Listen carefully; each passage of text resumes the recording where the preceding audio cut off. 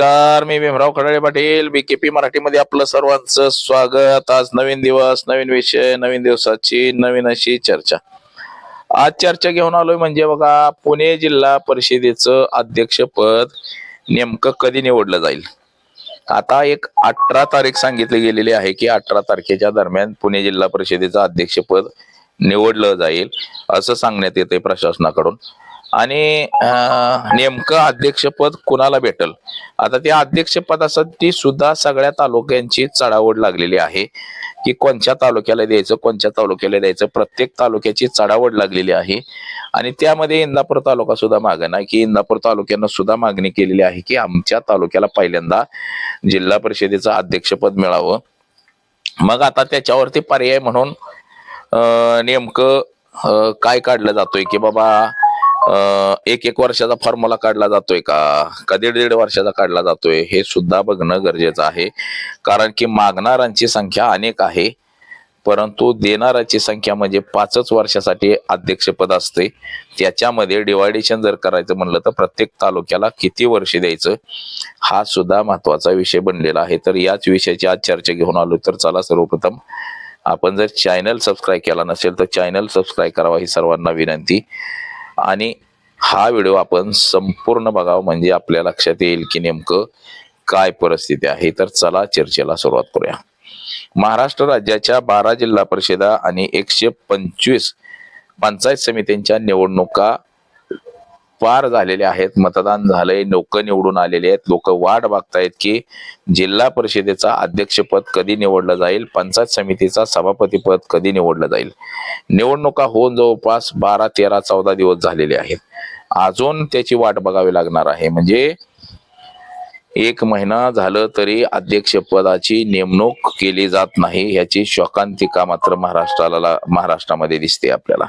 आता पुणे जिल्हा परिषदेचं जर आपण उदाहरण बघितलं तर महाराष्ट्रातले सगळ्याच निवडी राहिलेल्या आहेत. आता सरकार जो केव्हा निर्णय घेते हे सुद्धा पाहणं गरजेचं आहे. परंतु एक तारीख आता एक समोर आलेली आहे की 18 तारखेला निवड केली जाईल असं एकंदरीत सांगितलं जातंय.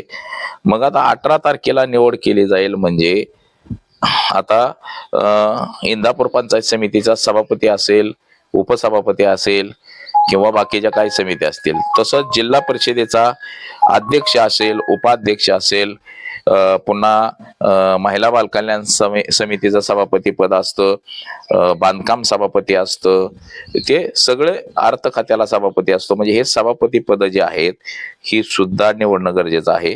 त्यातच अध्यक्षपद हे महत्वाचं मानलं जातं. म्हणजे मूळ जे आहे हे जिल्हा परिषदेचं अध्यक्ष आणि उपाध्यक्ष पद असतं. अध्यक्ष कधी काळी कुठं बाहेर गेलेला असताना उपाध्यक्षाला त्याचं कामकाज बघता येतं, ह्याच्यासाठी उपाध्यक्ष असतो. परंतु आता अध्यक्ष निवडीला सुद्धा आता वेग येईल असं एकंदरीत आपल्याला दिसतंय. सरकारकडून अशी एक 18 तारीख जाहीर केलेली आहे जवळपास की 18 तारखेला ही निवड केली जाईल. आता ह्याच्यामध्ये झालंय असं की इंदापूर तालुक्याला 100% जागा निवडून आल्या, त्या बारामतीला 100% आल्या, त्या मावळामध्ये सुद्धा 100% जागा निवडून आल्यात घड्याळावरती. आणि दौंडला सुद्धा 1 जागा वगळता सगळ्या जागा ह्या राष्ट्रवादीच्या घड्याळाच्या चिन्हावरती निवडून आलेल्या आहेत. आता हे जरी सगळं असलं तरी प्रत्येक तालुका हे जिल्हा परिषदेचं अध्यक्षपद मागतोय आणि आमच्या तालुक्याला मिळावं, आमच्या तालुक्याला मिळावं असं सुद्धा आहे. आता दिलीप वळसे पाटील हे जुने राष्ट्रवादी काँग्रेसचे नेते आहेत आणि त्यांच्या शब्दाला सुद्धा मान असतो. मंत्रिमंडळामध्ये ते प्रत्येक वेळेस मंत्री असतात, परंतु यावेळेस त्यांनी तब्येतीच्या कारणावास्तव सांगितलेलं आहे की मला मंत्रीपद नको. म्हणजे याचा अर्थ असा आहे की माझ्या चिरंजीवला कुठंतरी घ्या, त्याचं कुठंतरी राजकारणामध्ये पदार्पण. म्हणजे गेल्या वेळेस ते जेडपी सदस्य होते, आता सुद्धा म्हणजे त्यांना कुठल्या तरी मार्गाने आणणं गरजेचं आहे राजकारणात. म्हणून आता हे सगळे प्रयत्न सुरू असतात प्रत्येकाचे, असंच एकंदरीत आपल्याला दिसते. आता तशीच काहीशी परिस्थिती इंदापूर तालुक्यात आहे, दौंड तालुक्यामध्ये आहे. दौंड तालुक्यामध्ये वीर धवल जगदाळे हे सुद्धा निवडून आलेले आहेत आणि ते पवार घराण्याशी घराण्याचे अतिशय निष्ठावंत कार्यकर्ता म्हणून मानले जातात. त्यांच्याकडे दौंड शुगर साखर कारखान्याचा कार्यभार आहे, म्हणजे बघणं ते दौंड शुगर कारखान्याचं सगळं बघत असतात आणि ते सुद्धा या जिल्हा परिषदेच्या निवडणुकीमध्ये निवडून आलेले आहेत. आणि त्यांनी सुद्धा मागणी केलेली आहे की आमच्याकडे दौंड तालुक्याला आमदार नसल्यामुळे दौंड तालुक्याला जिल्हा परिषदेचं अध्यक्षपद मिळावं अशी सुद्धा त्यांनी भूमिका मांडलेली आहे. त्यातच रमेश थोरात जे माजी आमदार आहेत दौंडचे, त्यांची सुद्धा अशीच मागणी आहे की बाबा आमच्याकडे ते जिल्हा परिषद अध्यक्षपद मिळावं, माझ्या गटाला मिळावं अशी त्यांची सुद्धा मागणी आहे. त्याचबरोबर आता दुसरं असं म्हटलं जातं की इंदापूर तालुक्यामध्ये सुद्धा प्रामुख्यानं हर्षवर्धन पाटील यांचं सुद्धा असंच मत आहे की बाबा माझ्या मुलीला जिल्हा परिषदेचं अध्यक्षपद द्यावं, आणि तसं शब्द सुद्धा अजित पवारांनी दिलाय असं सुद्धा सांगितलं जातंय की माझ्या मुलीला जिल्हा परिषद अध्यक्षपद मिळावं.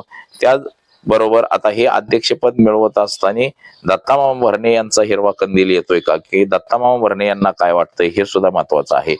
दत्तात्रय भरणे यांनी 2009 साली ज्यावेळेस विधानसभेची निवडणूक लढवली होती त्यावेळेस त्यांचा पराभव झाला होता.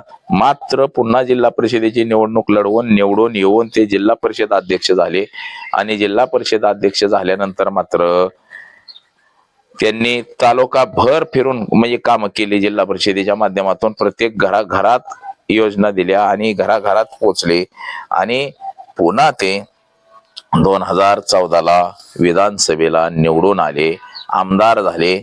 बघा म्हणजे जिल्हा परिषद किती महत्वाची असते, जिल्हा परिषदेचं अध्यक्षपद किती महत्वाचं असतं. त्या जिल्हा परिषदेच्या माध्यमातून घराघरात पोहोचता येतं, लोकांपर्यंत पोहोचता येतं, असंच एकंदरीत आपल्याला दिसतंय. म्हणजे लोकांपर्यंत पोहोचता येतं जिल्हा परिषदेच्या माध्यमातून, लोकांना योजनेच्या माध्यमातून काय देता येतं, आणि पुन्हा म्हणजे विधानसभेची जी तयारी असते ही करी पाहता जिल्हा परिषदेचं जे पद असतं हे ग्रामीण भागामध्ये सगळीकडे असतं. नगरपालिका फक्त नगरपालिकेपुरते असतं, तर ग्रामीण जो पट्टा आहे हा सगळा त्या जिल्हा परिषदेच्या माध्यमातून कव्हर करता येतो. भलेही सभापती पद जरी मिळालं तरी ते सगळ्या जिल्ह्यासाठी असतं, आणि त्याच्या माध्यमातून सुद्धा तालुका सगळा पिंजून काढता येतो.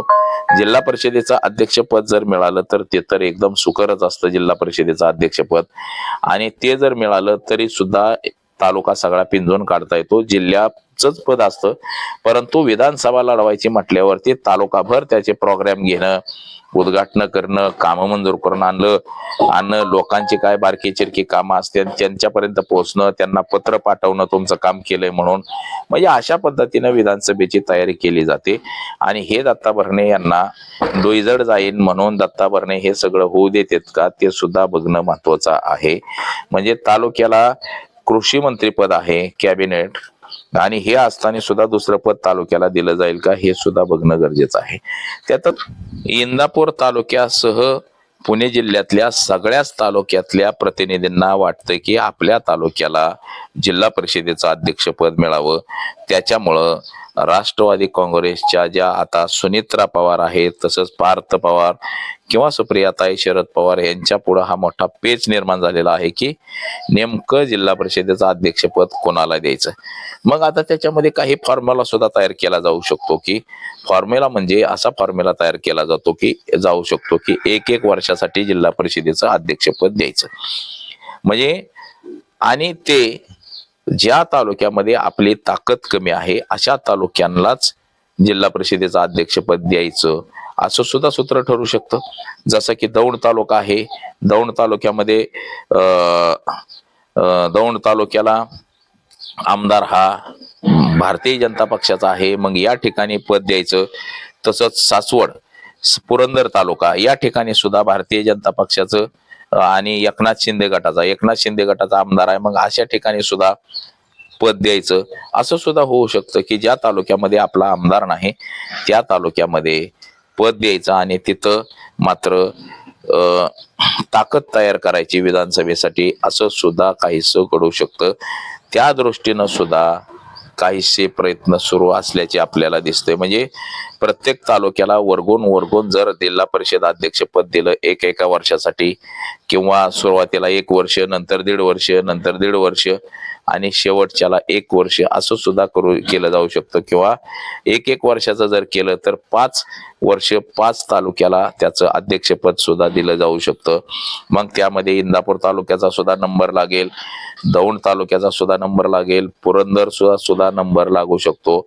असं ज्या तालुक्यामध्ये राष्ट्रवादी काँग्रेसची ताकद कमी आहे, आता इंदापूर तालुक्यामध्ये राष्ट्रवादी काँग्रेसची ताकद भरपूर आहे. म्हणजे कॅबिनेट मंत्री हे दत्ता भरणे इंदापूर तालुक्याचेच आहेत. तसंच हर्षवर्धन पाटील सुद्धा म्हणजे तुतारीचं दोन्ही राष्ट्रवादीचीच या ठिकाणी ताकद आहे. जरी भारतीय जनता पक्षाचे प्रवीण माने, प्रदीप गारटकर जरी असले तरी त्यांची ताकद मात्र मर्यादित आहे. या तालुक्याला मात्र भारतीय जनता पक्ष आणि शिवसेना कधीही चालली नाही. जेव्हा इथला नेता भारतीय जनता पक्षामध्ये गेला तेव्हा भारतीय जनता पक्षाची ताकद वाढली आणि तो परत दुसऱ्या पक्षात गेला की भारतीय जनता पक्षाची ताकद संपली, असंही आपल्याला काहीसं दिसतंय मित्रांनो.